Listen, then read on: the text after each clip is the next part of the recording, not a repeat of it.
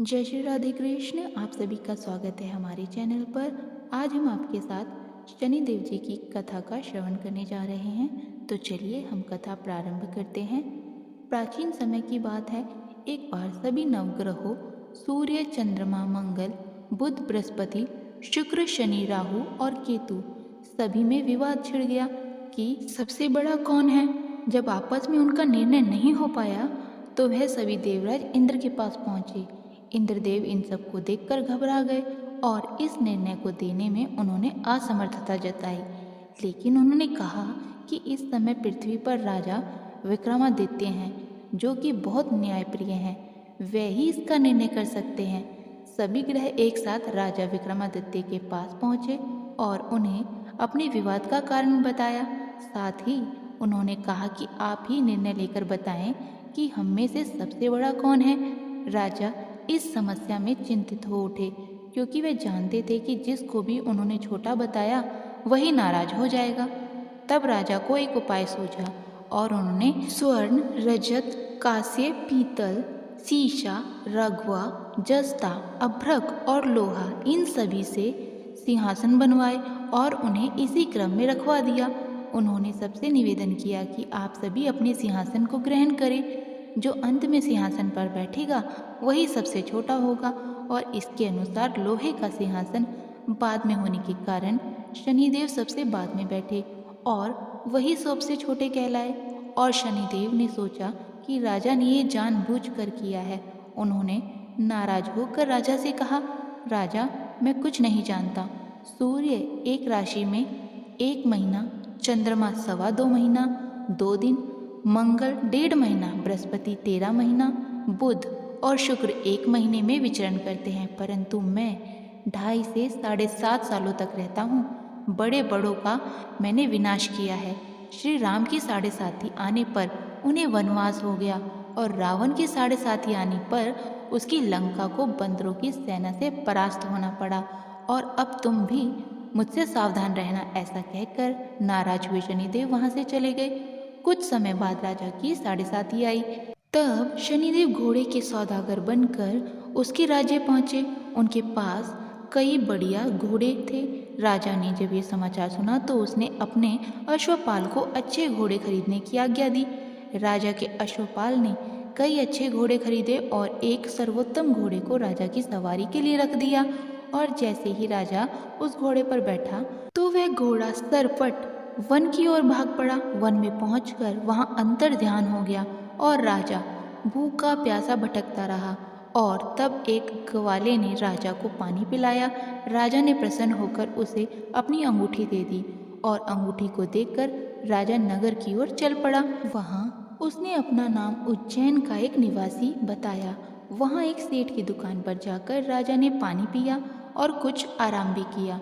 और भाग्यवश उस दिन सेठ के बहुत बिक्री हुई। सेठ ने उसे बहुत भाग्यशाली समझा और उसे खाना खिलाने अपने घर ले आया। तब राजा सेठ के यहाँ एक कमरे में बैठा था तो उसने देखा खूंटी पर एक हार टंगा हुआ है और उस हार को खूंटी निगल रही है। थोड़ी ही देर में पूरा हार गायब हो गया। जब सेठ आया तो उसने देखा कि हार गायब है। उसने समझा कि हार इसी ने चुराया है और उस राज्य के राजा ने भी उसे चोर समझकर उसके हाथ पैर कटवा दिए और उसे नगर के बाहर फेंकवा दिया।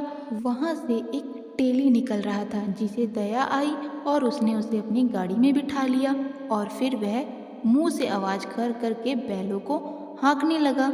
उस समय राजा की शनि की दशा समाप्त हो गई। वर्षा काल आने पर वह मल्हार गाने लगा। तब वह जिस नगर में था वहाँ की राजकुमारी को उसका गाना बेहद पसंद आया और उसने प्रण कर लिया कि उस राग गाने वाले के साथ ही वह विवाह करेगी। उसने अपनी दासी को उसे ढूंढने के लिए भेज दिया। दासी ने बताया कि वह एक ऐसा आदमी है जिसके हाथ पैर नहीं हैं, परंतु राजकुमारी नहीं मानी। तो राजा ने तेली को बुलवाया और उसे विवाह की तैयारी करने को कहा और फिर उसका विवाह राजकुमारी से हो गया। एक दिन सोते हुए शनिदेव ने उस राजा के स्वप्न में आकर कहा, राजन, देखा तुमने, मुझे छोटा बताकर कितना दुख झेला है तुमने। तब राजा ने उनसे क्षमा मांगी और प्रार्थना की कि हे शनिदेव, जैसा दुख मुझे दिया ऐसा किसी को मत देना। शनिदेव मान गए और शनिदेव ने कहा, जो मेरी कथा और व्रत करेगा उसे मैं मेरी दशा में कोई दुख नहीं आने दूंगा, और जो नित्य ही मेरा ध्यान करेगा और चींटियों को आटा डालेगा उसके सारे मनोरथ पूर्ण हो जाएंगे। साथ ही शनिदेव प्रसन्न होकर राजा को हाथ पैर वापस दे दिए। प्रातःकाल आंख खुलने पर राजकुमारी ने देखा तो वह हैरान रह गई। तब उस राजा ने अपनी रानी को बताया कि वह उज्जैन के राजा विक्रमादित्य हैं। यह सुनकर सभी बहुत खुश हुए।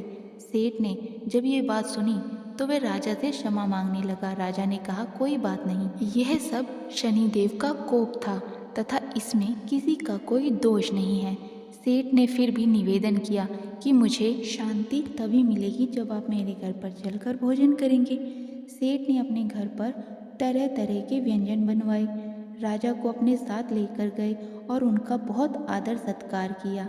साथ ही सबने देखा जो खूंटी उस समय उस हार को निकल गई थी, अब वो उसी हार को उगल रही थी। सेठ ने अनेक मोहरे देकर राजा का धन्यवाद किया और सेठ ने राजा से कहा कि वह उसकी कन्या से विवाह कर ले। राजा ने इसे स्वीकार कर लिया और कुछ समय बाद राजा अपनी दोनों रानियों के साथ उज्जैन नगरी को चल दिए। उज्जैन की सीमा पर ही उनका खूब स्वागत हुआ। सारे नगर में दीपक जलाए गए और खुशियां मनाई गई। राजधानी में घोषणा की गई कि मैंने शनिदेव को सबसे छोटा बताया था, जबकि असल में वही सर्वोपरि है। तब से सारे राज्य में शनिदेव की पूजा और कथा नियमित रूप से होने लगी और सारी प्रजा बहुत खुशी और आनंद के साथ अपना जीवन बिताने लगी। जो कोई शनिदेव की इस कथा को सुनता अथवा पढ़ता है उसके सारे दुख दूर हो जाते हैं। तो बोलिए शनिदेव भगवान की जय।